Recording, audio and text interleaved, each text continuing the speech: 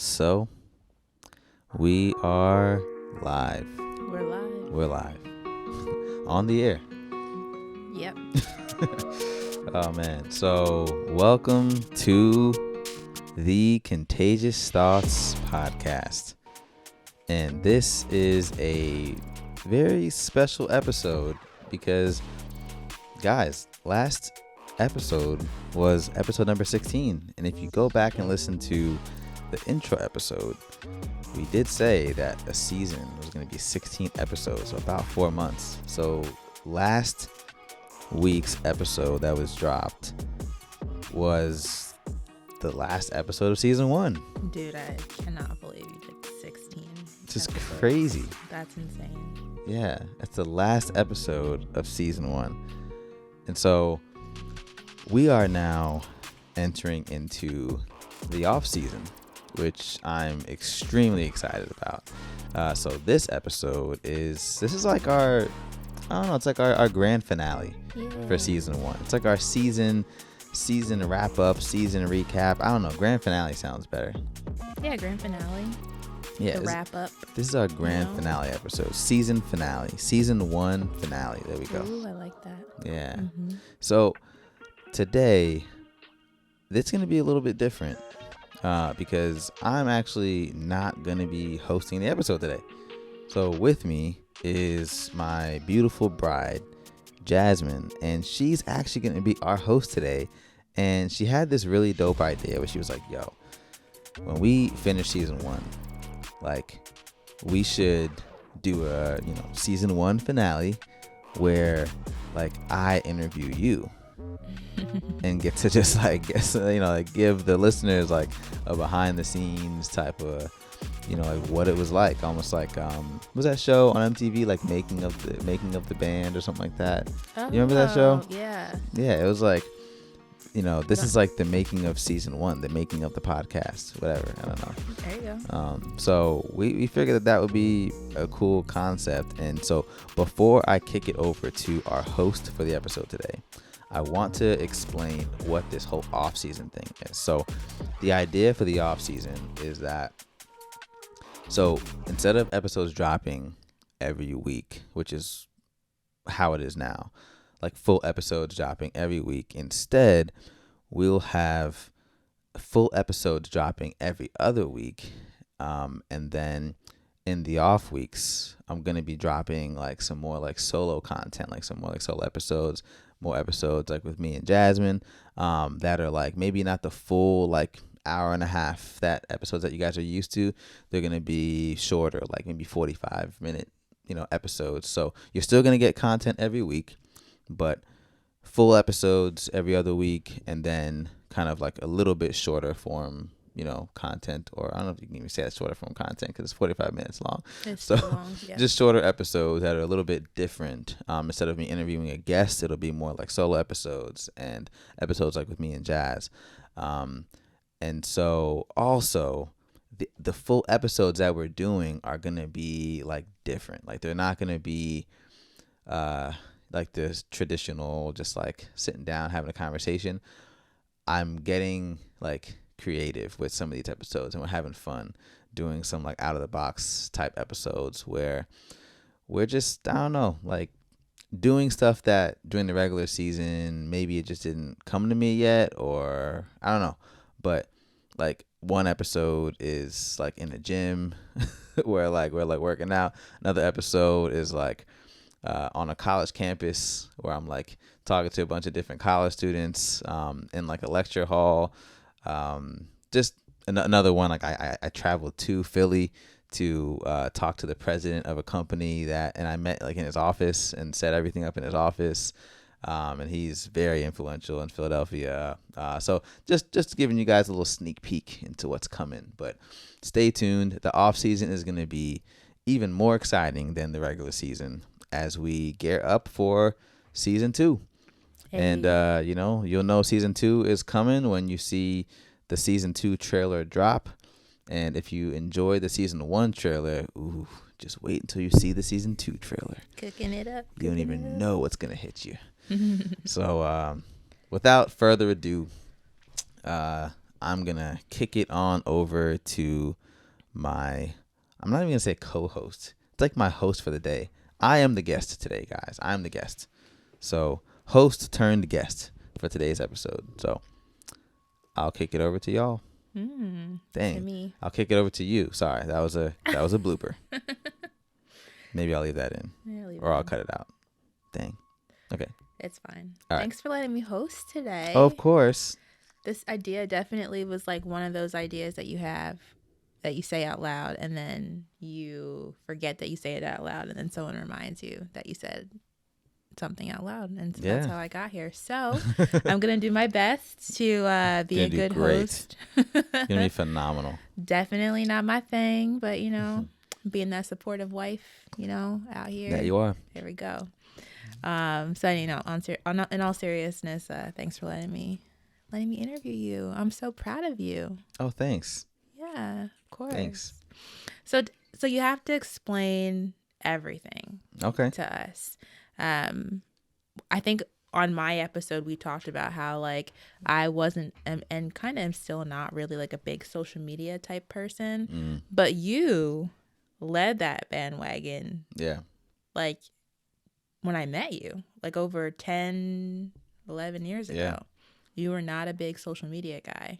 Yeah. So you got to tell me how, or tell all of us how someone who is kind of, I don't know, as anti-social media, too strong of a stance. No, yeah, very accurate. Anti-social media type person decides that he wants to start a podcast. Yeah. And how him just having this idea of wanting to start a podcast leads to him starting the podcast, actually going for it. And then it being probably the most consistent and door opening business that he's had out of the 1, 2, 3, 4, 5, 6, like lots of businesses that you've tried or that you've started. I didn't say tried. I think all of them are still running. So like, they're either running or they're floating. Yeah, that's fine. They're still open. They ain't open. Closed yet. They're open. Yeah. But yeah, like how does that happen? How do you go from just like not even wanting to put yourself out there to the world, having that I don't care what people think of me, don't want to be behind a like button type vibe, to wanting to go ahead and do this? That's a good question. So I actually, one clarification. So I actually, when we first met, I was still on social media. I was on Instagram. So like my personal Instagram, the last post was probably like 12 years ago or something crazy like that. It's still active? It's active. Oh. Haven't deleted it. Oh. But the last post was about 11 years ago. Probably my last like was probably like, I don't know, 8 years ago. I don't know. Like I didn't go on there, And so for me, the reason I did not like social media and don't like social media is I don't like what it does to my mental. Like I don't like what it does to me. So it causes me to, I don't know, be like too like hyper aware of like what other people think of me. Yeah. And maybe I'm on there like comparing my life to other people's lives. Very, very common thing you hear about people when they complain about social media. It's like, people are depicting their life as perfect and put together, and you're like, well, dag, like, my life ain't perfect and put together, so what does that say about me? And that just messes with my head. And then I just also feel like, why do I need to know what's going on with everybody? Like, you know what I'm saying? Like, it's like you woke up and took a shower and you had Frosted Flakes. Woohoo. Like, why do I need to know that? Like, you know what I'm saying? Yeah. So it's just like, I felt like I had this like window into people's lives that without social media, we just don't have. And I just felt like that's just weird. I don't know. I didn't like that. So on social media now, actually, wait, I'll answer your question before I talk about how I interact with social media now. I'll answer your question on how we got here. Okay. So my wife comes to me last year, and this is when we were still pursuing real estate pretty hard. And I was going to get my real estate license because I wanted to get into commercial real estate, want to own properties and commercial properties because you can make more money that way. And you can just do more. I feel like you had more freedom, more flexibility than with residential, and the things that we wanted to do, I felt like were better suited for commercial real estate. So I was like, man, commercial real estate is super tough to get into. And it's like, I don't know, it feels like, I don't know, what's, like a tight knit group where they're like not open to like letting outsiders in easily, almost like a frat that you're trying to get into. And it's like, it's just hard. And there's a lot of money. There's a lot of people that will like step on you and squish you to prevent you from taking any of their money. Yeah. It's like the people are territorial almost, and so I was like, man, how can I break into this industry? And one of the ways that I thought would help me would be to get my real estate license and to become a commercial real estate agent.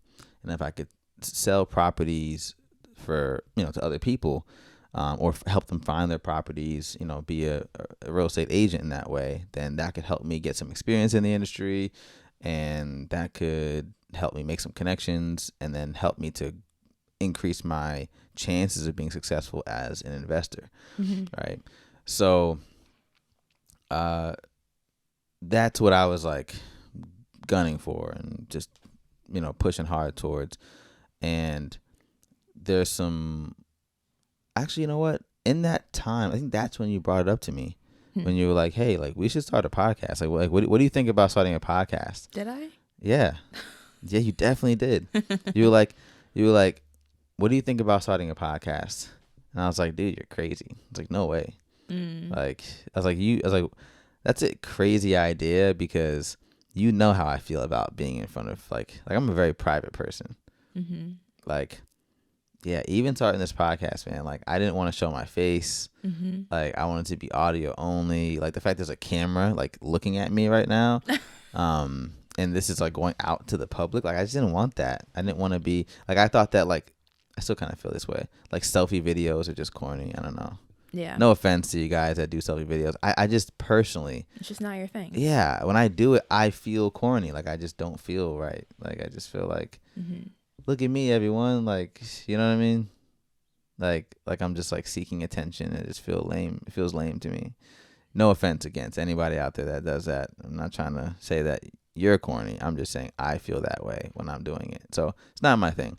A lot of my friends, best friends, they feel fine doing it. I just don't, So when you said that to me, I was like, dude, like, how I am. So like, that would never work for us. That would never work for me, And I just like dismissed the idea.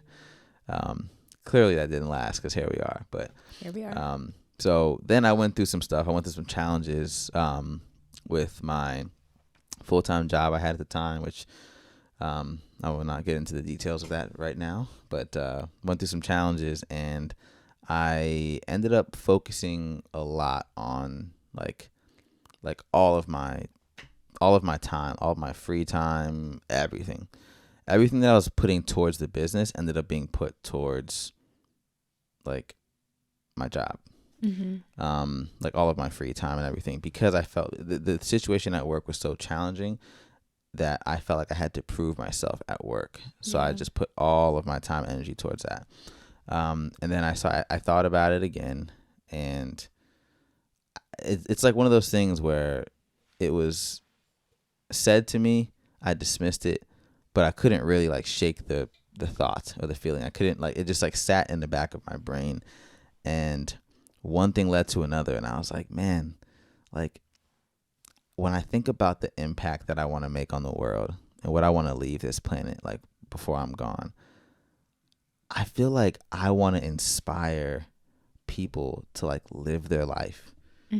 Like that's what I want to give to the world. Like live out, like find your purpose and like live it. Figure out your dreams and freaking live it. Like don't let your last day on earth come, or your deathbed or the grave come, and you haven't gotten to live your dreams or figure out your purpose.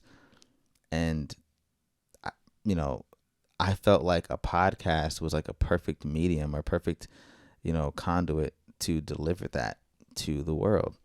And I started falling in love with this idea of podcasting, and fortunately and unfortunately, we have social media, which is a free marketing tool, kind of free, marketing tool to push your podcast out there. And so I was forced to learn social media, and I tried different marketing agencies that would do my social media for me, and one reason or another, it didn't work out, and it just forced me to have to learn it myself. So here we are. Because of that, I have to be on social media pretty regularly, but I filter what I see. The only thing I see in my feed, I don't go on my personal one. I only go on the podcast one. Only thing I see is people like the Hermosis, or Social Proof Podcast, or things that are feeding my brain positivity. If it's not doing that, I don't always unfollow people, but I might mute them, so I don't have to see their stuff. So that's how we got here.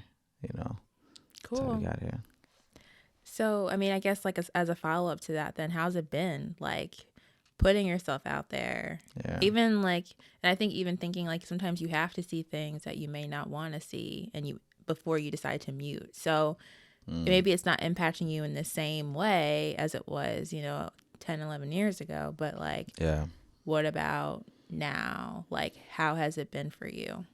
There's times for sure when I find myself slipping back into the how do I say it, the feeling that I had in the past, where I'd post something and I would have this feeling of uneasiness or anxiety of well, I wonder if people are gonna like this thing that I posted, because I just put myself out there. Yeah. And if nobody likes this, then that's gonna feel pretty rejecting.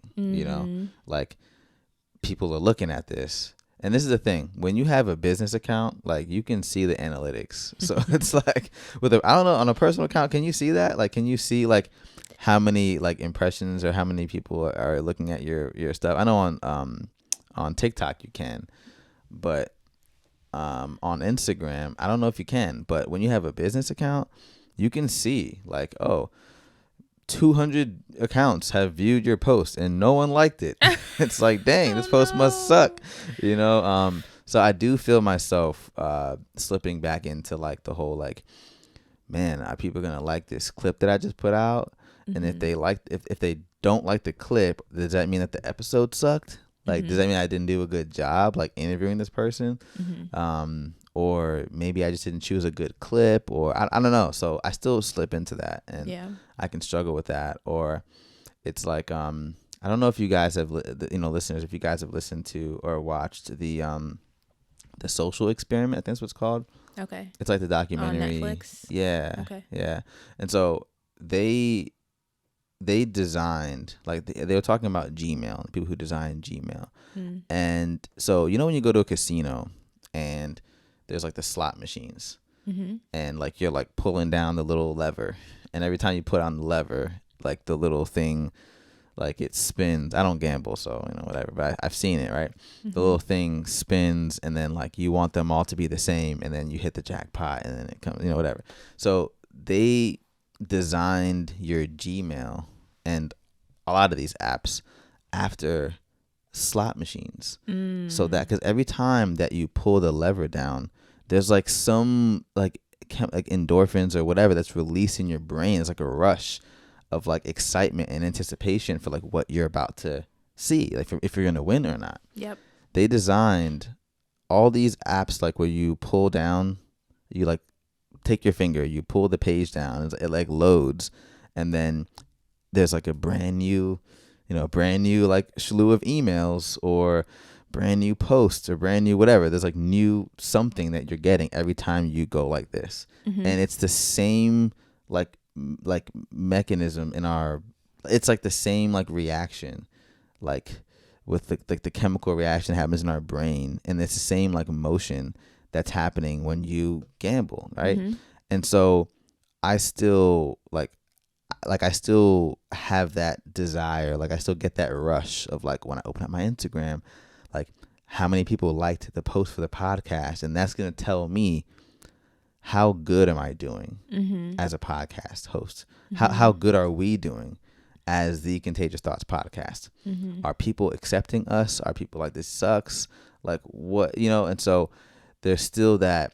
I still feel like I get hooked on that a little bit, it's not as bad as the personal, because the personal, it's like you're putting like yourself out there, but with the podcast, it's like, this is like my baby, like you're putting something that you created and that you've poured your whole heart into out there for people to judge and say, is it good? Is it not? Is it, so, how's it been going? It's been interesting. Yeah. It's been interesting.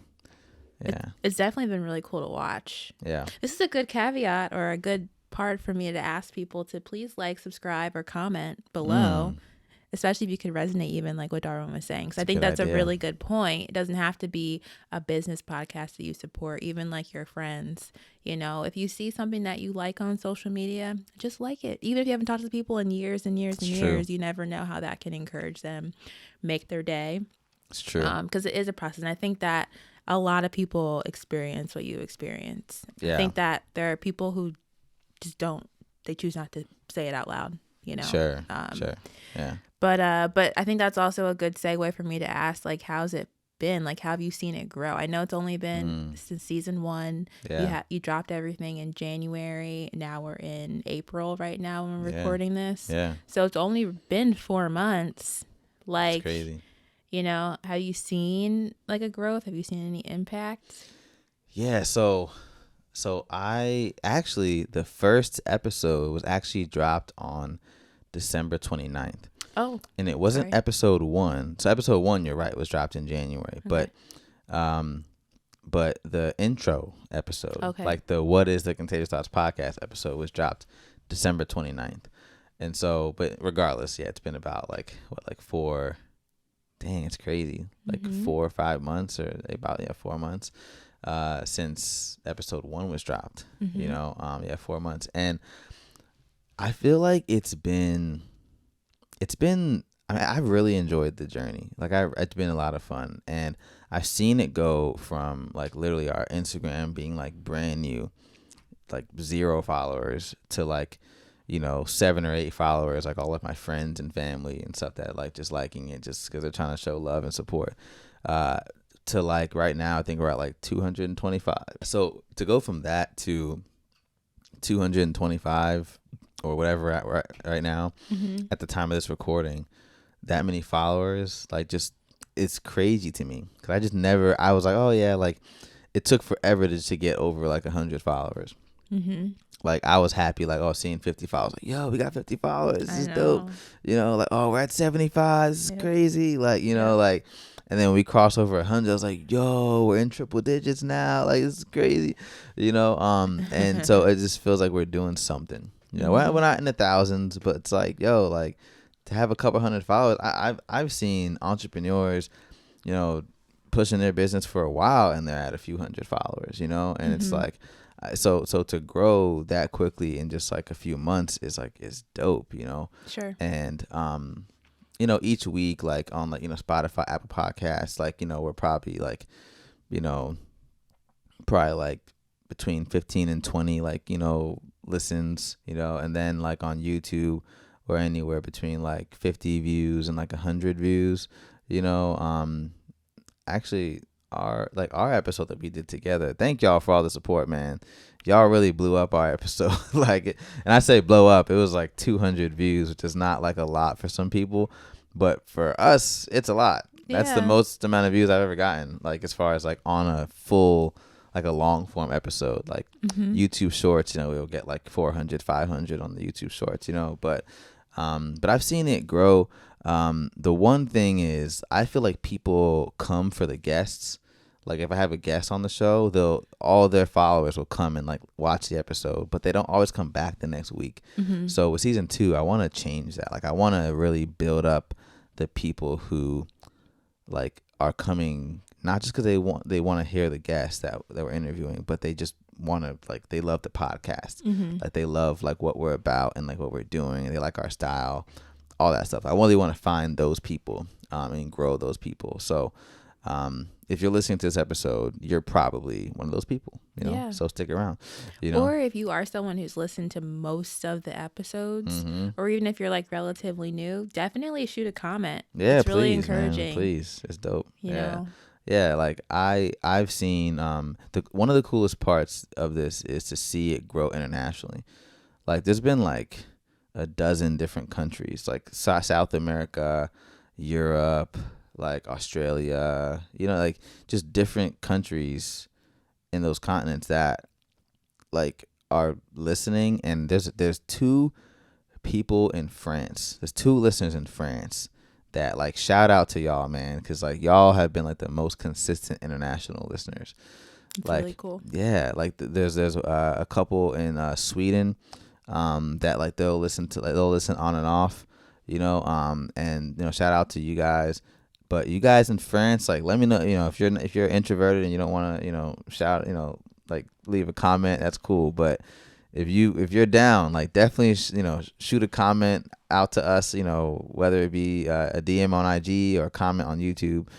We definitely appreciate you guys. But it's really cool to see, like, people consistently listening, like, in different parts of the world who just resonate with what we're doing, which is awesome. Getting our first partnership this season. That was really Podbeat. cool. Shout out to Podbeat. They did a free commercial for us, and we did a free commercial for them as well. That was really dope. And I think seeing someone leave me a comment and saying, like, hey, like, I saw an ad on the side of, like, a car. Like, so my car, I literally have a magnet on, like, the passenger and driver's. Yeah, two magnets. And it has, like, the podcast logo, and it has a QR code on there so people can scan it and check out the podcast. And, like, someone, like, it worked. Someone left a comment and, like, watched a bunch of our stuff and was like, hey, I saw your ad on a car, and that's why I'm here, you know. And I was like, man, it's dope. And so that's been cool. But I think the biggest thing is I had someone tell me, hey, like, I had a thought that popped in my head of something that I wanted to do, like, in my life. And he's like, usually I would just, like, shoot that down. Like, I would just, like, dismiss it. He was like, but I was listening to your show, and instead I actually entertained the thought, and I want to see, like, where it goes. And he feels like listening to, like, the show, like, changed how he reacted to that thought that was somehow planted or popped up in his mind. That's awesome. You know. And so to see that, like, the goal of the show is actually being accomplished, like, inspiring people to live their dream, you know, to make their dreams a reality, you know, to, like, take action on, like, the things that you desire for your life. Don't just let it, like, sit in your head and die in your head. You know, go live it, go make it happen. To see that it's actually making an impact, I think is super dope. Yeah, that's awesome. Yeah. And I think that what probably keeps people back is just, like, fear. It's scary, putting yourself out there and, like, pursuing a dream, no matter what it is. Yeah. Did you have any fears, like, starting this out, and when you decided you were going to go for it, like, were you afraid, or did you just have, like, a feeling of sureness going into it? Yeah, so I knew nothing about podcasting, like, when I started. Like, I knew nothing about, like, I listened to podcasts, but, like, what equipment to get, like, how to use the equipment, like, how to edit audio, how to edit video, like, what camera to get, like, when we went video, like, you know, the software, none of it. Like, how do you structure an episode? Like, how do you keep people coming back? How do you market it? How do you, like, just how do you run it? Like, there's so much that goes behind. Like, how do you, like, have merch and where it doesn't, like, you don't have to front a bunch of money and, like, not see it come back, you know? So all those things I had no clue about. And so there was definitely the fear, like, just feeling like an imposter, feeling like there's people out there who have been doing this for a while, who know what podcasting means and they're good at it, and feeling like, man, I'm not those people. So, like, what am I doing here? I feel silly, you know? I'm trying to be something that I'm not. Like all those fears, all those thoughts I definitely had. And then like the thought of like, what if I've shout, like we've shelled out, which I'm sure you might get to, but we've shelled out thousands of dollars, like thousands of dollars for this show, like just to trademark like the name, you know, just to get the trademark, you know, was a pretty penny. And like the fear of what if we shell out all this money and I go and tell everybody, all our friends and family and like the people in the public, like, hey, we're doing this big thing, and then it just like flops. Like it just doesn't go anywhere, never takes off. It just a dud. You know, like how embarrassing would that be? You know what I mean? Like just like I would feel so embarrassed, you know, and I feel like, man, like people will be looking at me like I'm a fool. Like, dang, look at that guy, man, talking about he's gonna build this big thing and he's gonna, you know, make a big impact, and he just flopped, looking like a fool. Like, you know what I'm saying? Like that was like one of the biggest fears. Sure. Because once you like, you can tell yourself something, but once you start telling other people, now they're gonna be looking like, okay, yeah, I want to see you do that. Like, cool. Like, or people who are like, that ain't gonna go nowhere. You know, like, and it's like, all right, like I'm not the kind of person that's gonna like have the energy to be like, well, I'm gonna prove you wrong. It's like, okay, like sure, I might have that feeling, but I don't have time to be holding on to that negative energy. It's just like, I just wanted to do this because I believe in it. Right. So that was definitely a big fear of just like, what if it sucks? What if it fails? What if people listen and they're like, dude, your podcast sucks? Like, or they're like, hey, your audio quality is trash, which I've gotten that in some of the earlier episodes. People just like, they didn't say it was trash. I mean, it was actually probably it was a very helpful comment. It was. Thank you to that person. It was on Goodness YouTube. Gracious. And yeah, but I guess like I saw that it's like, yo, your audio is trash, bro. Like, don't you know what you're doing? Like, why is your audio like, so? No, I was like, nah, bro, I don't know what I'm doing. Oh man. But nah, they said that it was like either my mic discipline wasn't good, like I kept on going away from the mic like this, or like they're like, hey, when you're looking at like the sound waves, like you can see if the audio is like level or not. And they gave me some very helpful tips. So now I'm like pretty anal about like, you know, mic discipline yes, and audio levels. So hopefully it comes across in the recording. Yeah. I mean, I think that like you also have to remember too, like even like the people who know what they're talking about, even like the great podcasters out there, or I should say the most well-known podcasters out there, everyone had to start from somewhere. It's true. Like nobody like started out being perfect. This is true. And I think even like some of the best podcasts are not perfect. This is true. I literally sent you one yesterday and you were like, I know this is going to be really great, but they've been talking for 10 minutes about inside jokes that I know nothing about, you know, and it's just kind of shooting the crap. Yeah. And like, you weren't saying it that they were doing a bad job, right? But you were just saying, hey, like, you know, I don't know if I would have started out my podcast this way. Right. So, you know, I think that like, again, and that was I'm not going to say the name, but it was a pretty well-known podcast. So I think there's an art to it, and everyone's always learning. Everyone's always growing. This is true. This is true. But you brought up something I actually wasn't really trying to touch on, but I can bring it up now when you talked about like how much money we've had to, how much money like we've given to the podcast. And I guess like the question is, well, not even a question. It's a statement. This is a business at the end of the day. Facts. It's a business pursuit. Facts. And we made the decision to use some of our money as capital for the business. Did I use the right term? Capital? Okay, owner capital. Okay, yeah. So we used some of our money to front for this business to get it started. All of our money. Not all of our money. Goodness, like not all of our money. I would not allow all of our money.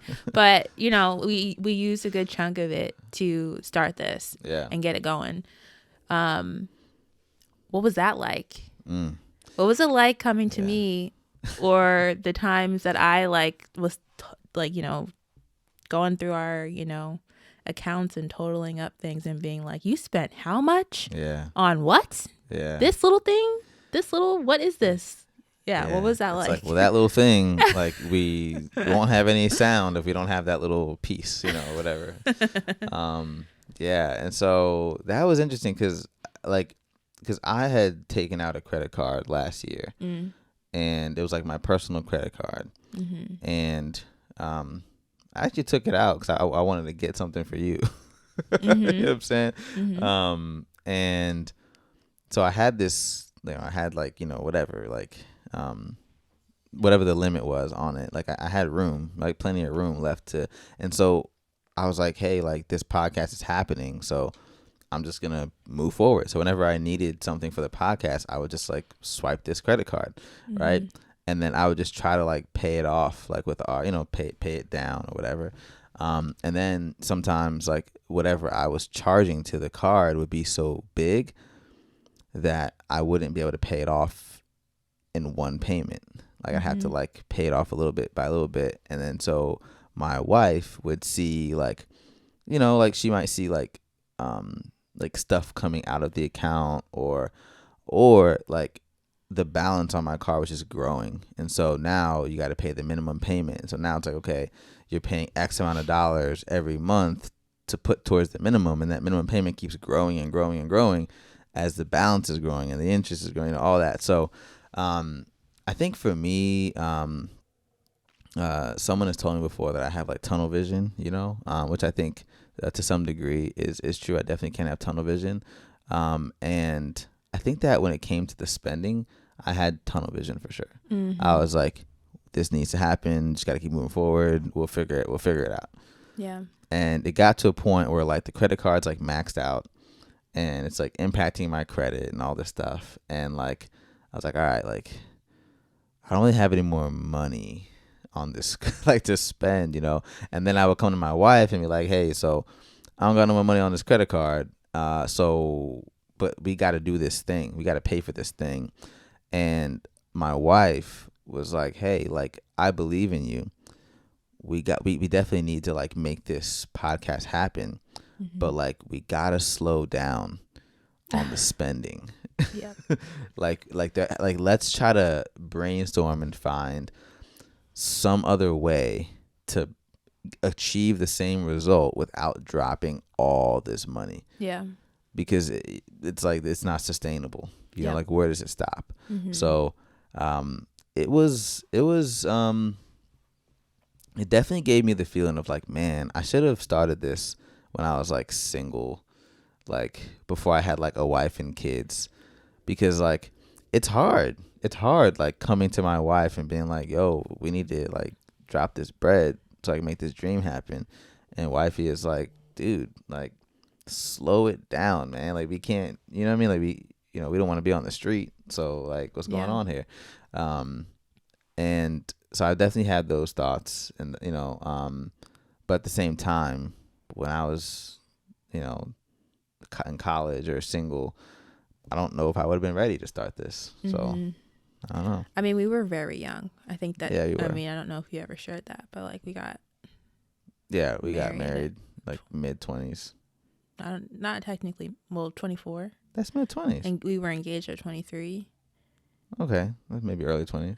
Yeah. We were early to mid. Yeah. You were saving up money for like a ring when you were like. Yeah, I didn't anyway, have the money for that. Long story short, we can talk about that in another episode, but we were pretty young. Or on the Patreon. Which I'll talk about later because I have a question I don't want to forget. Okay.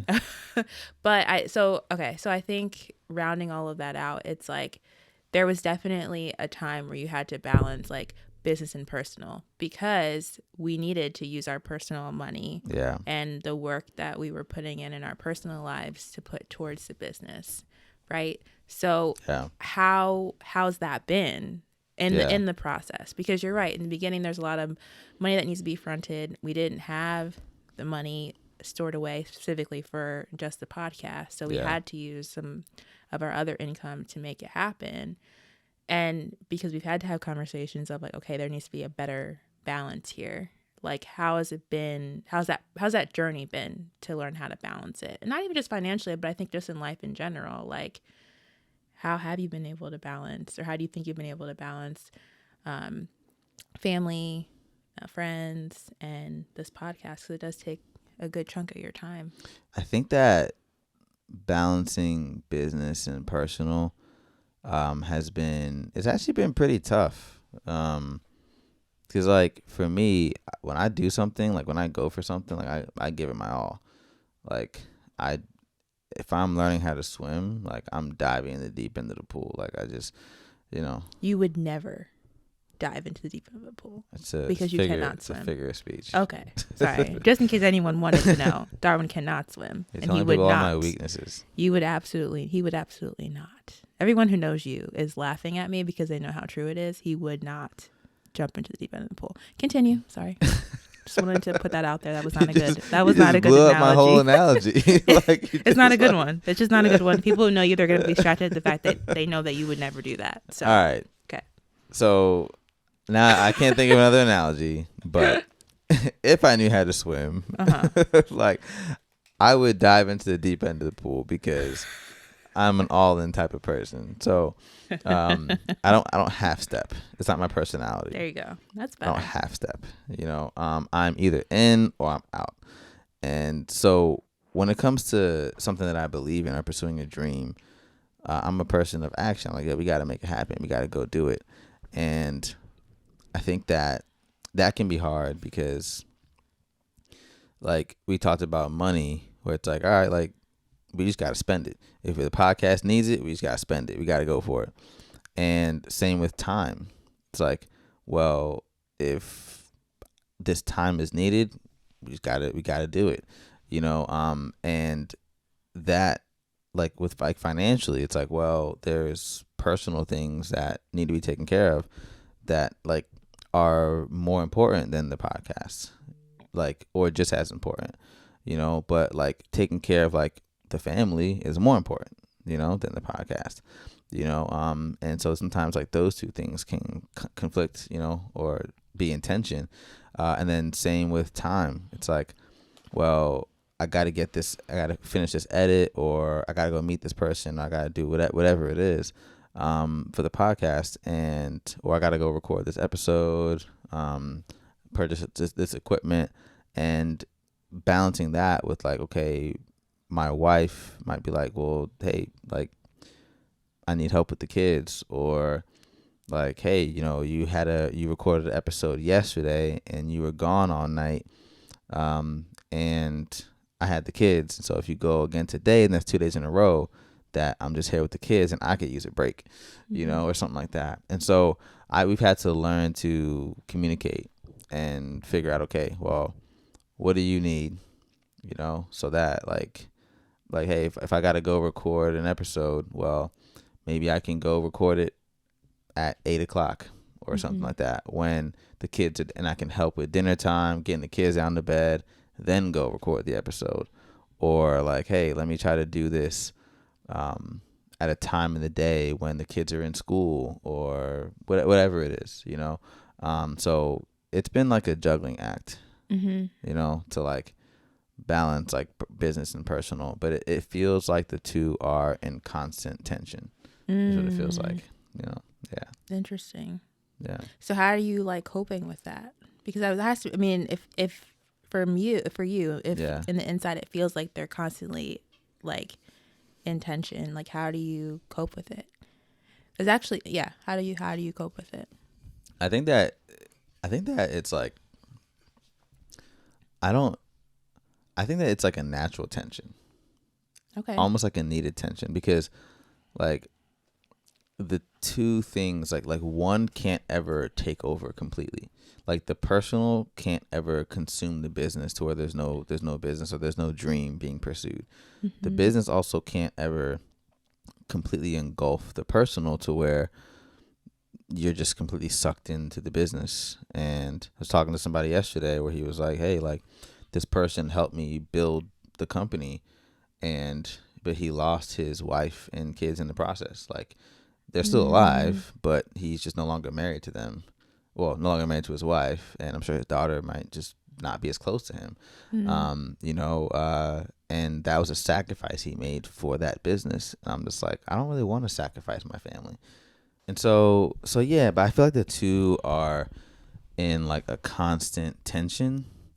And I feel like that's like a good thing because, like I was saying, like the personal can't engulf the business to where there's no business, or like there's no dream being pursued, or the business, but also the business can't engulf the personal to where there's no personal life, and or the personal life, the family is not being taken care of, or they're being neglected.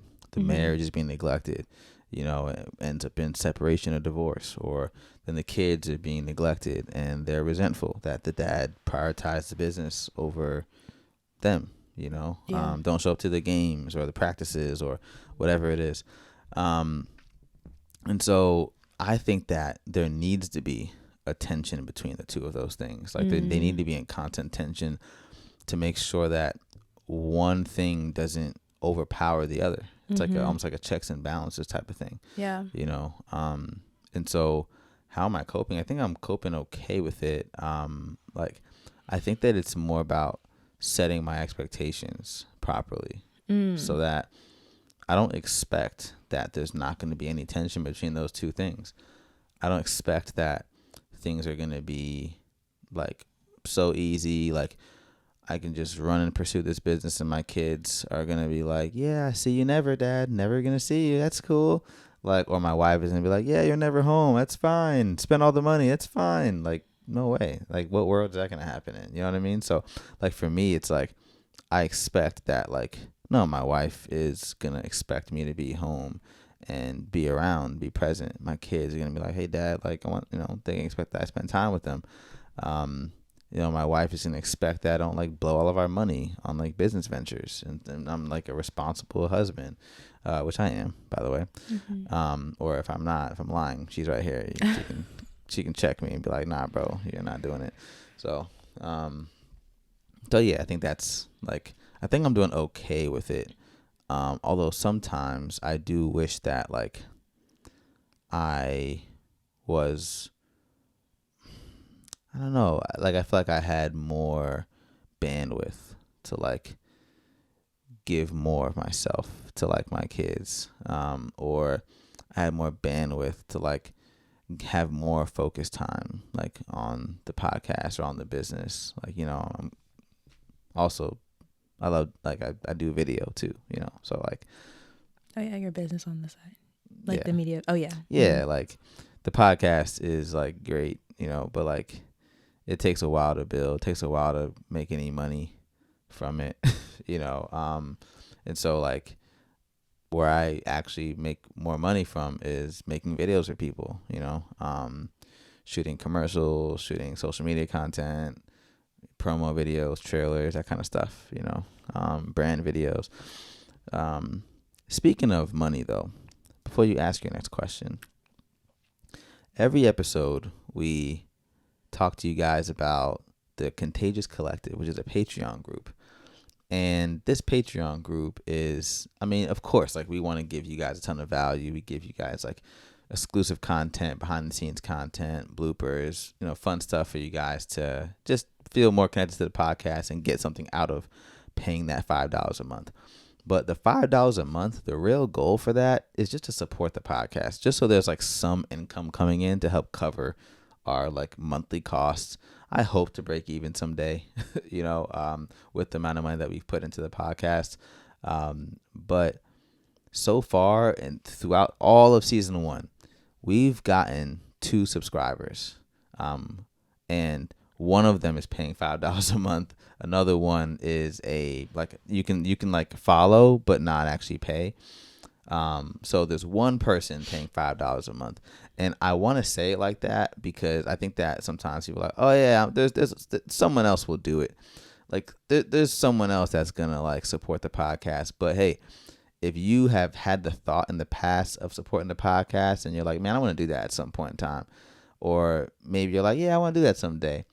Hey, I want you to know, like, we definitely could use your help. Like, we definitely could use it. So the link for Patreon is down in the show notes. Check it out. Click on it and subscribe. There's a 7-day free trial to where you can like try it out for 7 days. But man, like it's so helpful to have like any kind of money, even if it's $5 a month. It's not much, but it's so helpful to have any amount of money coming in to help support the podcast. So thank you guys. We hope to grow double, triple, quadruple, and 100x our Patreon, subscription levels in the off season and in season 2, and we hope that you guys are a part of that. So if you've gotten any value from the podcast, please like definitely subscribe and show love. Back to you, Jasmine. You were talking about how you wish that you had more bandwidth to be everything, basically. And you can't. I mean, you're one person. You have to take care of yourself. You talked a lot about, actually, as I was listening to your responses, you talked a lot about giving to the business and a lot about giving to the family, but you didn't talk a lot about giving back to yourself, which is just, just something to think about too. You have to also think about how can you give to yourself, because if you're not giving to yourself in any way, you're not going to perform well as a podcaster or just running your businesses in general, and it's going to be harder for you to show up as a great dad and a great husband. It's very true. Just something to think about. It's been lacking for sure. Like I'm not gonna get into like all of the hobbies that I like, because some of them are a little controversial, but people don't need to know about all my business. But like there's a lot of hobbies that I love to do that I haven't done in like months and months and months and months. Like some of them the things that I do that are, it's like a reward for myself, or I don't know if reward is the right word, but it's just a way that I can just like give to myself, like, like recenter and recalibrate and like feel like I'm not working per se. I'm just like enjoying life, and I do enjoy what I do, like with the podcast. Like I love it, but it is work, and it does take a lot of energy. It can be exhausting at times. And so it's work that I love, but it's still work, and I haven't been as good with like pouring into myself in that way, like giving myself time to just enjoy life, be present, not be working or building anything. I've sucked at that for sure. Like these last few months. That's been lacking, man. It's a problem. There's been a lot going on, to be fair. We had a child. We had a baby. Yeah, we did. So, we went from having 2 kids to 3. Today's. Yeah. So there's a lot going on. Transitioning like when you have a baby, it's like it's a major transition, like also for like the marriage, because we have to like reset and like refigure things out. And that's why every time we have a kid, I'm like, yo, I don't want anybody coming to stay with us, whether it's my family or your family, for like a few weeks, because like we got to figure out our stuff. You know what I'm saying? Like it's a big transition just for like us to like get on the same page and like settle and like feel like we have a rhythm. Like, but even after the few weeks, it's like it takes like time. Like we've been on paternity leave and maternity leave for 12 weeks, and like it's taken that 12 weeks for us to like get on the same page. Like it's been a good 12 weeks, like recalibrating, adjusting the thing. So yeah, I'll try to cut myself some slack, but I definitely have not been good with like, self-care. It just takes time. Yeah. But I will say though, I feel like you've been doing I feel like you've been doing a great job. Like I can see the effort. You're a great daddy. I know this isn't a podcast to talk about you being a good parent, but I will say that like when Darwin isn't there, our girls definitely know and they miss him. And it's, I think the baby will one day as well. Right now he just doesn't know what's going on, but But they definitely know when he's not around. And I think that they notice that when he's not around, because he's always around. He always makes an effort to, he's at every gymnastics practice. He is at every event that we sign them up to do. Yeah. He's there, and so I think that it says a lot, speaks a lot to the impact that you're making on our kids to know that babe. they really be missing you. Thanks, I miss you too. Thanks. Look at that. Yeah. So, Look but at that. anyway, but it is really cool. You know, they also know what you're doing too, Yeah. and they get excited. You know, they hear the intro music for the podcast. They start hyped. dancing. The no regret segment, you know, it's immediate. Everything stops. It's a dance party right away. I know. You know, I love that. they like to tell people that their daddy has a podcast. Mm-hmm. You know, it's exciting for them. Our little one, our 2-year-old, knows where he likes to record the podcast when he's outside of the house, and so she says it's super cute. Yeah, sure. Yeah. So anyway, Sure. it's adorable. And it's you know, even though it does take him away from the family, I think that you've done a good job of including the family and what's going on. And I think that that can be something that people who are maybe in a similar position where they're having a hard time wanting to start a podcast because they're just not sure how to do it because they have a family. You know, you can bring the family along, especially when you have little kids, you know, or big kids too, but especially the little kids. You get to, they're not going to know any different. They're just going to know that, oh, sometimes my parent will start a podcast or they'll start whatever it is that you want to do. So, anyway, kudos to you. No, thanks, for being man. courageous. I was actually gonna say I was looking up on my phone what episode I did with Brian Rashid, and it was episode 11. Okay. And so go back and check out episode 11, guys. I think that you'll love it. It was one of the episodes that had the biggest impact on like me as a person. Like I was interviewing this guy, but like I walked away like changed. You know. So episode 11 was super dope. Go check it out, and leave a comment. Let me know what you think. But I remember in that episode, he was Brian. Brian. Mm-hmm. Yeah. There's something that you just mentioned. I'm losing my train of thought now, but you just mentioned he was saying like one of the greatest gifts that you can give like your kids too is like the example of pursuing your dreams, because I think that it can be so frowned upon when people like are pursuing a dream. Maybe it takes them away from the family a little bit. But if you're just like ghosting your family, okay, like you're just like not around, yeah, it's like not the move. You know, I don't believe that's the move. I think that there's no dream that's worth like losing your family or like losing your marriage. You know, there's no dream that's worth that. Yeah. You know, and I talk to my wife all the time, and I'm like, yo, like what feels worth it for me is like not building a dream that I get to experience by myself. It's like building my dream where like I get to experience like with her. Mm-hmm. Like I want to experience it with you. You know what I'm saying? If you're not there, it's not gonna feel good. It's not gonna be worth it. You know what I'm saying? Like I need you to be there with me. Mm-hmm. You know what I mean? When I pull up in that drop top Porsche, you know what I mean? Yeah.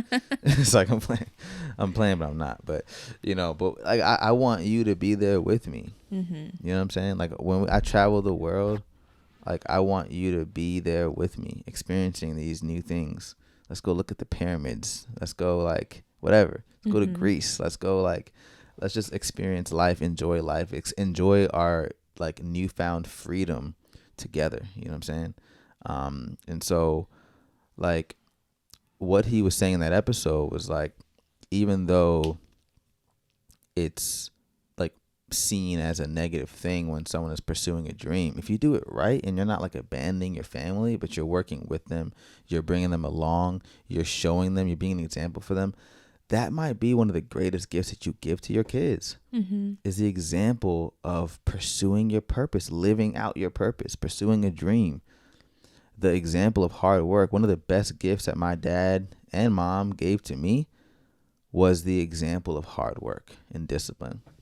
I remember going to sleep at night, going to bed, and I would walk out of my room to use the bathroom in the middle of the night, and I would see like downstairs, like a little foyer, I could see downstairs the dining room light was still on. And I was like, oh, somebody down there? And I would go downstairs, and this is when my mom was in college, right? She was like working a job, taking care of 2 kids, like working full time, taking care of 2 kids and going to school. I would go downstairs and I would sit here at the dining room table, slumped over on her calculus book, like knocked out cold, you know, because she fell asleep. Her calculator's out, all her stuff is out.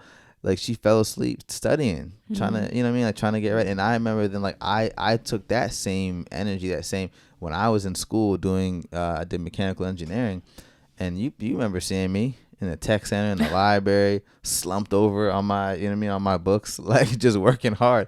And maybe you should just go home and get some rest and then come back. But whatever, it's about the hard work and the discipline. Yeah. Same with my dad. I remember seeing him every single morning wake up, and it was like clockwork. I would hear the garage door open up, and like him getting downstairs and getting out the door at like, it's like 4 a.m. Every day he would leave, and he would get to work hours before everybody else, because that's when he can get the most work done. When no one was in the office, he can knock out and grind out his work. And he would leave work by like 3 o'clock every day, when he got to a certain point. But seeing that hard work and that discipline consistently, like, made an impact on me. So I feel like I want to give to my kids the example of pursuing your dream. Yeah. You know, and my dad now in his 60s is probably looking back like, yeah, I'm glad that I worked hard and I had discipline. I was able to pass it on to my son and my daughter and my, you know, so yeah. That's awesome. Yeah. Yeah, I think everyone has an example of that. They really think of it. There's like, I feel like in life we always come across people who we see like on a hustle, you know, especially like our generation, you know, like we really, I feel like a lot of millennials can relate to just seeing like people in their life at some point or another grinding. And at the time, maybe you didn't realize how big of an impact that could have on you later down the road. But you know, you can have it. They can have it. Yeah. So, I mean, I think even adding to that, I do think it takes needing support, because I think, you know, that's something even though we have support, it's something that I even wish that we had more of at times. Yeah. But how has that been? Like, do you feel like you have people who are supporting you in this process? I know definitely, I mean, as your wife, I know it was not easy having conversations with people about the podcast, and you know, people really didn't understand what you were doing. You know, so how's that process been? Because I think it is easy to stop it is easy to stop a dream or stop pursuing a dream when you're getting a lot of negative feedback from people who you really love and you know, care about. I think that what I've had to realize is that people's support will look different.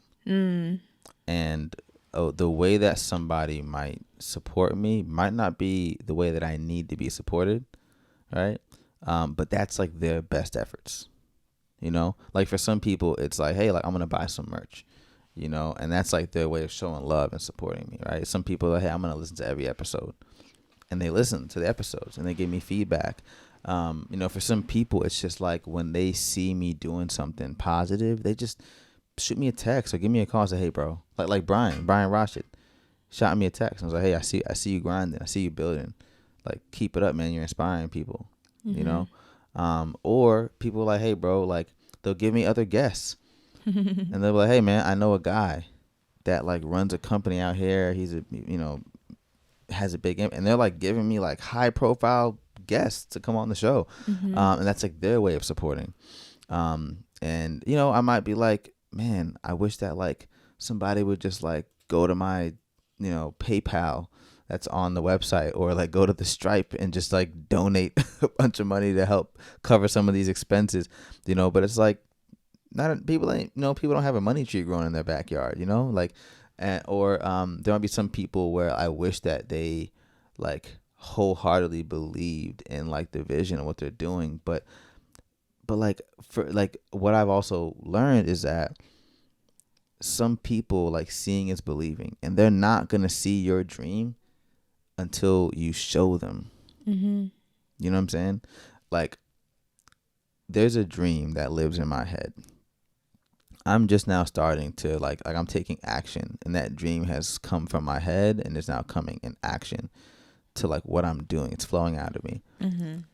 But like, I'm not there yet. I'm building the dream, right? And it's unfair for me to expect that someone else who does not have the same vision, or they can't see the dream that's inside of my brain, it's unfair for me to expect them to like believe in it as wholeheartedly as I do. 'Cause I can see it. right? When things are happening, I'm like, yeah, like I can see this, right? Like I can see it and I can feel it. But it's not fair for me to expect that someone else sees it and feels it the same way that I do when it's my dream. It's not theirs, it's mine, right? But they'll see it, right? And they're gonna get to experience it, and then they'll believe. So it is hard when I don't get the support from people that I want to get from them or that I wish I had from them. But at the same time, I feel like, yo, if it's your dream, you gotta go for it. You gotta go for it, man. Who cares if they don't believe in you? Like, it's okay. Like, I saw something on social media today that was like, yo, like when you realize that we're literally on a rock spinning in the middle of the universe around a big ball of fire, how important are people's opinions of you? Like, we're just spinning on a rock around a big ball of fire. Like, are you really gonna sit here and, you know, it's like, and then there's 7 billion people on this planet. Is it 7 billion? I hope it's 7 billion. I think it's 7 billion, right? There's lots of people. There's a lot of people. Imagine if you took the time to like concern yourself about like all of those 7 billion people's opinion about what you're doing. Like, are we even going to be alive for 7 billion days? I don't even know. Like, there's 365 days in a year. You multiply that by like, if we live to 100 years, I went to school for engineering, but I don't feel like doing math right now. So it's probably not 7 billion, right? So like, you would literally run out of days in your life if you spent a day worrying about each of those people's opinions about you. And they don't even know you, of course, you know? And it's just like, you can respect somebody's opinion and be like, hey, look, I hear you. I respect you, but I got to keep moving. I have a dream to pursue. Yeah. I love you, but I got to keep moving. Yeah. You know? So that's my relationship with like support. I just try to like adjust my expectations. It's like, I'm not going to expect people to give me something that they're not capable of giving me, you know? Yeah. That's deep. And that's like really powerful too. Like, not giving not allowing the negative energy that they are giving to your dream, not letting it impact you. Yeah. Which I feel like is really hard to do. Yeah, it still impacts me. Yeah, I was gonna say, I know that it does sometimes. But I do think that this putting yourself out there, doing this podcast, and you realizing that like you have bigger business to take care of, it allows you to not be so concerned about the negativity that you may get. Right. And I think that that's like a muscle that we all have to learn how to strengthen. It's not easy. Facts. Definitely not easy. It doesn't even have to be applied to just podcasting or starting a business, but yeah, in life, you have to learn to take the good with the bad. And whatever your Achilles heel is, you have to just figure out how to push through the pain in the process. So you can keep pursuing what you're supposed to do. Keep pursuing your purpose. Yeah.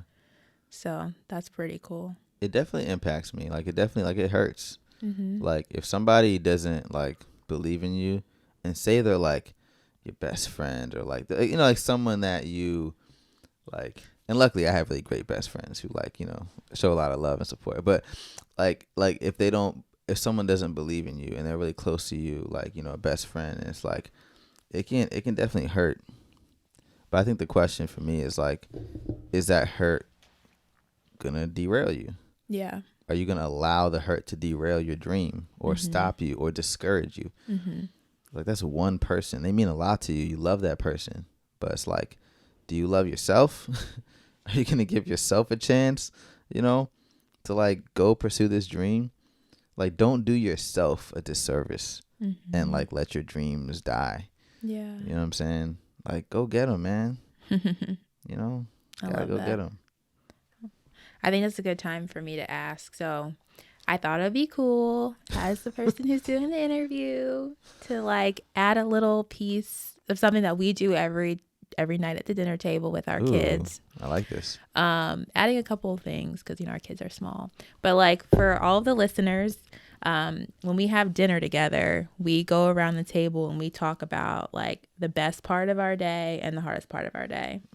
And we do it, you know, our kids are young right now. So like, you know, we really want to just cultivate a relationship with our kids where they have a space they know every day they can talk about their day with everyone in the family. So hopefully, like as they get older, we'll continue to do that. But it's just a way for Darwin and I to kind of know what's going on with our kids and in their little lives, and they can know what's going on in ours.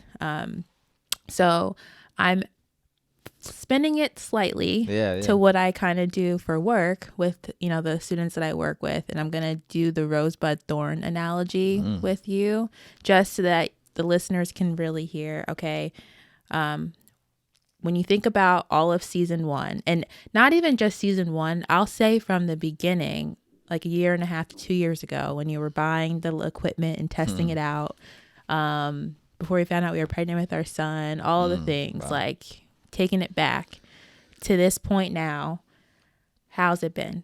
So I want to hear about your rose. So for the listeners, your rose is what's been the most beautiful thing. Your thorn is what has been your hardest thing. And then your bud is like a flower bud. So what are you most looking forward to? So I want to start with what's been the best thing. Like the most beautiful, like the rose. Yes. What is your rose? Wow. That's a really good question, man. Thanks. Like, yeah. People can use it in other parts of their life, you know. She is a social worker by trade, so she's like mental health professional. Whatever. Like I love people. asking people these questions. Anyway. Yeah, you're dope at it, man. Thank you. You're killing this, by the way. Thanks. Yeah, you're doing really great. I'm trying really hard. You're doing awesome. Okay. Wow, the most beautiful thing. Man, that's hard. I think that it has to be one thing. One thing. Well, we're going to do, for the sake of this episode, we're going to do one thing. Okay. Now, if you want to do this at home, you can do as many things as you want to do. But for this interview, we're going to do one. I think that the most beautiful thing for me, because there's been like seeing the impact that like that you make on people, even if it's like small, is really cool. But I have to say that, like, and this may sound selfish, but like the impact that this has like made on myself, you know, because like it's really easy to doubt. You know what I'm saying? Like when you have a dream, it's so easy to like kill it. Like how many dreams have died in people's heads? Like I remember there's an interview that we did. I forget who it was. Man, it was so good. And it might not even be released yet, so I'm kind of afraid to say it. But like they were talking about like how many that when you go to the graveyard, that like the graveyard is a place of like thousands, maybe even millions of just dreams that never made it, that they died with like that person, you know? And like it's the richest place because how many dreams, how many $1 million ideas or earth shattering, earth changing, you know, like global changing, like, you know, like concepts lie right there in the ground, wasted, you know? And I feel like it's so easy for dreams to die in your mind, in your brain. Yeah. And plenty of dreams have died in my brain. And this is one that I didn't let die, you know? Yeah. Like I did something about it. I took action despite whatever opposition was there. Opposition externally from outside of me or opposition internally from inside of me.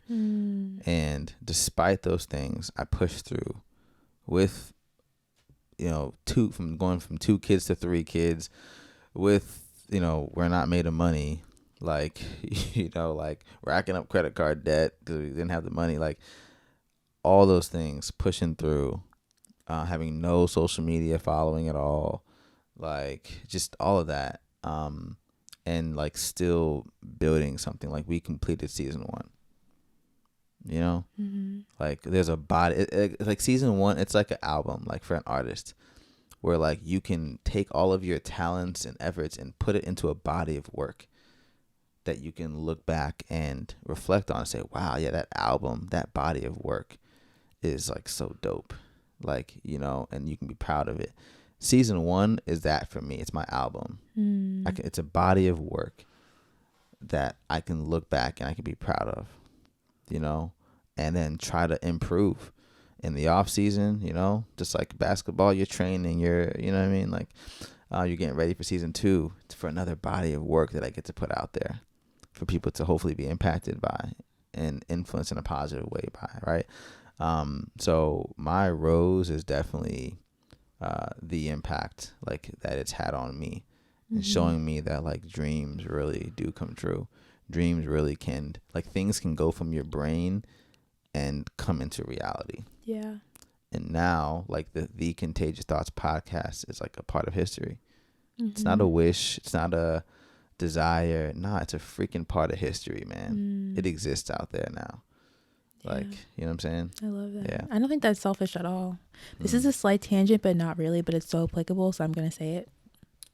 Okay. Have you seen the movie? So you didn't get to watch all of it, but the movie Wish. We just had a family night a couple nights ago, guys, and we watched the movie Wish with our kids. It's a Disney movie. It's on Disney Plus if you have Disney Plus. But I'm going to kind of spoil it, so sorry, but not really. Not gonna spoil all of it, but anyway, there's in the movie, spoiler alert. Yeah, spoiler alert. In the movie, there's this king who has like this like power to like take away people's like wishes, and the wishes are basically dreams that these people are wishing that could come true. And so the sorcerer, the king, he basically decides whose wishes he's going to grant. And so there's like a big a wishing ceremony, and in these ceremonies, people get to, I believe he will grant somebody's wish, and people are all excited. And then so everyone looks forward to having these wishing ceremonies. And I think before, like when you turn a certain age, you give your biggest wish to this king, so that one day you can come to this ceremony and have your wish granted. Yeah. Now, there's a character in the movie, and her grandpa is very old, and he's going to pass away. Well, everyone's like, he doesn't have that much time left. We hope that the king will choose him. He's the oldest in our village, I think. We hope the king will choose him so we can see his wish granted, his dream granted. Wow. But long story short, through things, it is found out that like the king is not going to, make this wish come true. So one of the characters is like, well, let's give it back to him. And he's like, no, I get to decide whose dreams or whose wishes come true or not. It's my choice, not theirs. I make those decisions, and long story short, she's able to give the wish back to her grandfather. And it's this huge emotional moment in the movie because he gets a part of himself that he gave away to this king to see if maybe the king could grant the wish back. But when he got the wish back in his older age, he then was given the chance to pursue the dream, to make his own dream come true. Wow. So yeah, so I hope everyone's able to follow me, because I think it's very applicable to what you were saying about how, when you go to a graveyard, you can ask yourself, I wonder how many dreams died here with these people. Yeah. And so that's why I don't think that what you said is selfish, because it's just a part of yourself. It doesn't have to be selfish to pursue your dream. You're not hurting anybody in the process. Right. You're just taking a part of yourself and you're going for it. Yeah. So I hope that people who hear that or hear, your rose from this season, they can kind of take that away with them, take it with them to, you know, hopefully pursue their dream. Don't let it die with you, or don't give it away for someone else to give you the stamp of approval or not. You know, if it's not hurting anyone, why not go for it? Yeah, facts. I So love anyway, that, man. I love that. Yeah. Great analogy. So, okay, so we talked about your rose. What has been your thorn? What's been the hardest part? Thorn. So, I think the thorn is just like, I have to say, like dealing with rejection. You know, so I work in sales full time. I'm a full-time sales professional, and I think I'm decent at sales. You know, I think I'm pretty good at sales. You know, you are very good at sales. Thanks, babe. Thanks. And not. I mean, I don't know if anybody would agree with that, but you know, whatever. This is not. No. Yeah. Okay. I think I'm pretty good at sales. Actually, you know what? Jay-Z said it. Men lie, women lie, numbers don't. So I'll leave it at that. Okay. You know, yeah. So I brought that up to say, like, I deal with rejection on a day-to-day basis in sales. Like, you put yourself out there, you get rejected. You know, my territory for work is New York. So as you can imagine, you know, New Yorkers, love you guys, by the way. I see a couple people listening in New York. I got some people listening in Rochester, Brooklyn. So shout out to you guys listening in New York. Appreciate you guys. But yeah, so, you know, New Yorkers have pretty colorful language, you know, when they feel like they aren't interested in what you have to offer. So I've gotten told some pretty interesting things, pretty foul things actually, by people in my territory. And so I deal with rejection day to day, but it doesn't make it like you get used to it in a way, you know, like you learn how to process through it, but it doesn't make it like suck any less. Like when you get hung up on by somebody that you're, you know, trying to offer something to, and you felt like you did a good job, you know, like communicating whatever you're communicating. You know, and so with the podcast, when I put something out and it's not received well, there's like that feeling of like rejection, like, oh man, like, is it like something that I did? Like, is it just me? You can take it personal, or it can feel like, man, like I just spent like, you know, X amount of hours putting together this reel, and like you put it on TikTok and it stayed at like 0 views, and it's like, dang, like, you know, or like it got like, you know, 1 like on Instagram, or like nobody really like, you know, there's that one reel I did that had like the reggae beat in the background on Instagram. Okay. And yo, that was my first time like using like creating my own reel on like CapCut, you know. And I had like the CapCut, like not even on my phone, like on like the desktop. I had the whole thing, like I blurred the background, like I like got the quote, and I had to you know, comb through the episode to find the right quote, you know, find the right font and the typography, you know, whatever, like typeface, and like find the right, you know, font and everything. Get the colors and everything balanced and everything. I spent hours, like I do remember, probably this. 4 hours. Put it out there, dude. Nobody liked it. And I was like, dang, I should have just like not spent that 4 hours. Like that was a waste of my time, you know. But with the thorn though, like I feel like rejection is such a necessary process for growth.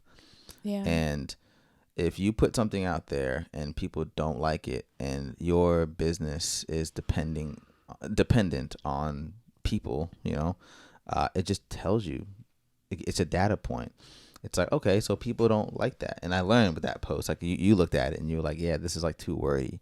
Like there's too many, like the quote is too long. So like people, you got to grab people's attention quick on social media. And so it was a learning experience for me. Right. And I think that sometimes you're going to put something out there and it might not be received well, but it's like, you know what? I don't care. because I feel good about it. Mm-hmm. And that's what I wanted to put out there, because that's a representation of like me and what I believe. Mm-hmm. And regardless of how it's received, if one person likes it, you know what, that one person resonates with me, whatever, you know. And so that's probably been the hardest part. Like I just gave a couple examples of rejection, but there's so many different ways that, like, you know, rejection happens. So very relatable. Yeah, I'm sure. Okay. Yeah. Now that we got that thorn out of there. Yeah. What's your bud? What are you most looking forward to? You got one season under the belt. The foundation is laid. It's laid. It's done. Yeah. I know. Now you get to just like keep on building. Build like, on it. Yeah. Yeah. Like, what are you most looking forward to? Man, that's cool. I think I'm most looking forward to, like, continuing to find our people. Like the people in this world that like rock with us. You know what I mean? They vibe with us and they love and appreciate like what we're doing, and they communicate and give us feedback on like what impact we're making on their lives. So not only do we get to find our people, but we get to like see firsthand like that, like what we're doing has some sort of like impact on that person's life, you know? And I think that comes from, if I'm honest, like some desire to like feel like my existence has some type of significance. You know, when I dropped the episode that I did with the university, that I'll, you know, well, you guys kind of, I already put on social media, but with the students from the university, that was one of the things, was like we were just talking about like why we're here and like why we want to make an impact, and I think that like that's part of what I look forward to, is like, man, I want to feel like I was not just here on this earth, on this planet, just to be here. I want to feel like, man, I was here and I made some sort of impact. That's like, I would say that's like my bud. Like that's like what I look forward to the most. Yeah. So usually people bring like a glass of water to an interview, but my wife prefers to bring a cup of coffee. Yep. So if your throat is dry, you have to use coffee to moisten your throat, but coffee dehydrates you. So it's like, it was a tickle in my throat. Yeah. But you got to accept people for who they are. And my wife is a coffee lover, and I love and accept her for who she is. So now is a great time for us to transition to the no regrets segment of the show. Let's get it.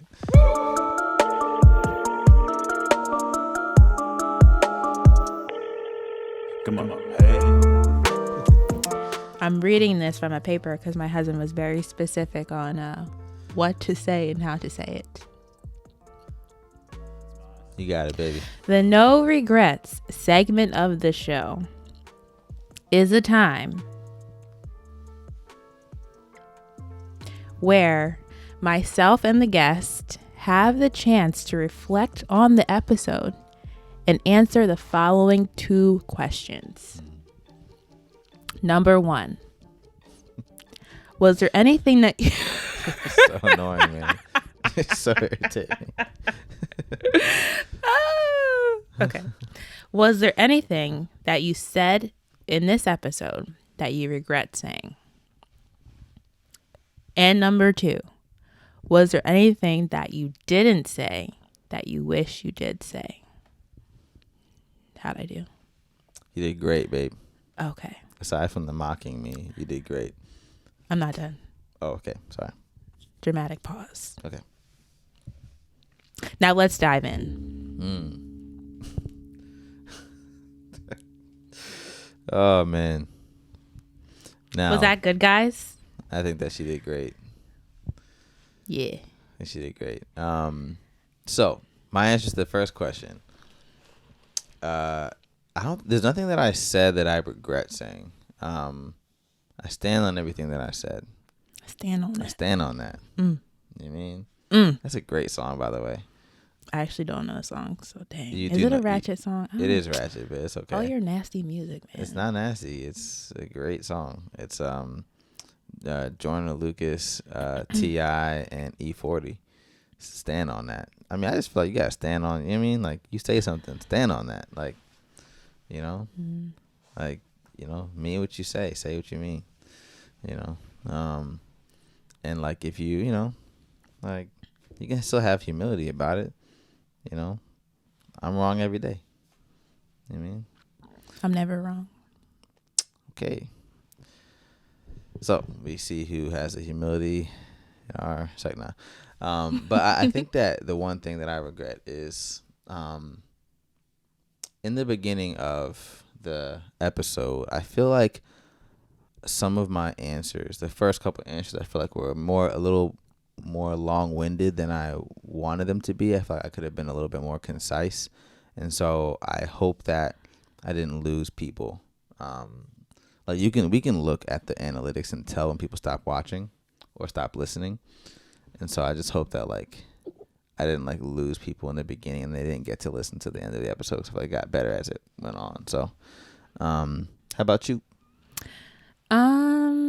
Well, I definitely just like had like a full on like dust in my throat attack like a second ago. A coffee grind.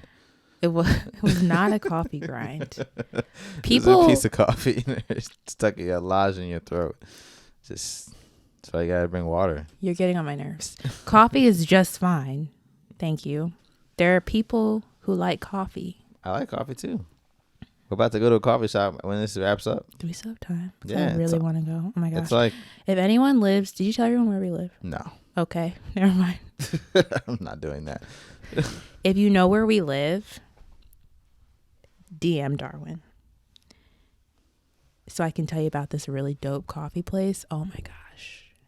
Yeah. Anyway, so I don't know if I have any regrets. I mean, that was just really embarrassing, but I'm trying not to be embarrassed by it because, you know, I don't really know what I could have done to make that not have happened. Yeah. So, you know, I don't know if I have any regrets. I don't think so. You just said one. Okay. What? Can you regret coughing? I don't know if that's a fair one. I just hope I did a good job. I think you did excellent. I think I was talking to the side like this in the beginning. So I think that people probably saw like the side of my face for a good chunk of it. But it's okay. So I guess I kind of regret that. But that only is going to impact people who are watching it video. That means that those people should have just stayed until the end of the episode because halfway through I repositioned your chair. You did. So, you know, our day ones, our ride or dies, they're going to see the full I shouldn't have done that. Part of your face. I regret that. You regret what? The dancing? That thing. I don't even. I don't know. I've had enough. All right. I think that's my cue to end this up, to wrap this up. So let's go down to question number 2. Is there anything that we're falling apart here? we're falling apart. We're losing it. Oh, okay. We're unwinding. Was there anything that wasn't said that you wish you did say? I just want to say thank you guys. Like, thank you to everybody who showed love and supported. And thank you to even the people who supported, and whether it was in the way that I wanted them to support or a different way. I just thank you for trying your best to support in whatever capacity you could. I truly am grateful for everybody who showed love, everybody who said a kind word, about the podcast, everybody who's bought some merch. I make like $4 profit off of each garment. So, I mean, like, all the rest goes to the people, the company that drop ships it and does and holds it on their site for me. So, but even that just means a lot. Anyone who has liked a post on social media, anyone who has liked or commented on YouTube, anyone who has followed me on social media or subscribed, anything like that. or listened even on Spotify. Thank you guys. Thank you very much. I could not have done it without you guys and without your love and support. And just thank you for believing in the vision. I feel like I've been finding my people. Not everybody cares about their purpose for whatever reason, but the people who do, I feel like I've been finding you guys and you've been finding us. And I'm so happy that we found each other. And I can't wait to see what we're able to accomplish next. And, whatever you believe in, I can't wait to see what, God is able to do next, through the podcast. Yeah, I wanted to say that. Oh, yeah. I don't really feel like I can follow up. That was good. Just answer the question. Thank you. Thank you. Thanking me or thanking I was saying people? thank you for saying. You said it was good. I was like, thanks. Oh, okay. No, I don't know. I don't think I have anything left to say. I'm just really proud of you. This has been such a process, such a journey. You've worked really, really hard. Thanks, like really, truly. I wish that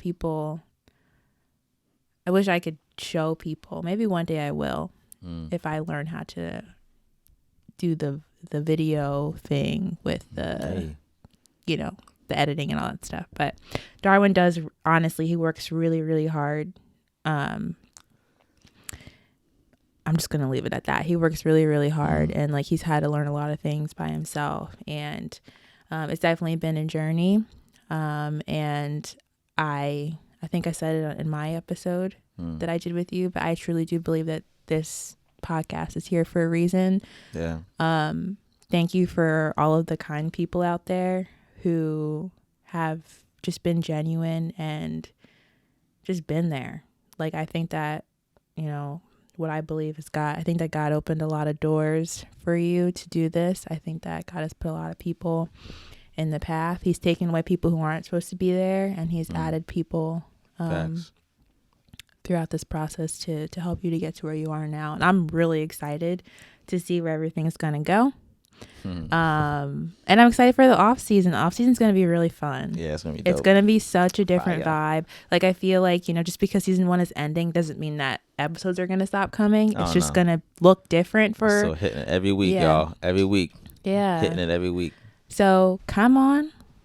Yeah. Like, subscribe, comment. And share it too. Like, share it to people who you think might like it. Yeah. Like, I know that, like, you hear every YouTuber, every influencer says that, but like, seriously, like, if you think that somebody could be impacted, by it, or they might enjoy it, like, just send it to them, share it with them, because like that might be another follower for the show, and that might be another like follower of like the movement that we're trying to, the movement that we've started here, the movement for dreamers who actually want to make their dreams into a reality, so yeah, share it. Yeah, definitely share it. And let us know what type of content you guys would want to see too. Yeah, please. I know that there's people who have asked Darwin and I to do an episode about what it's like to run a business with your partner.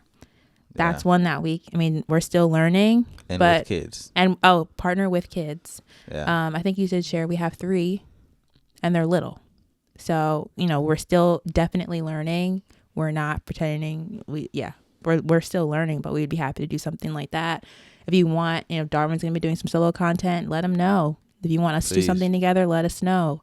If there's anybody specific that you think that could be good for the show, please let us know. Darwin's very good at putting himself out there to people. Oh, yeah. See if they say yes. So if you can think of someone, or if you are someone who wants to be on the podcast, if you feel like you have something to offer, definitely find a way. Love to have you. Let us know. Mm-hmm. And with that, we'll catch you guys next time. And with that, we'll catch you guys next time. Bye, guys. See you guys. Catch you in the off season. Hey.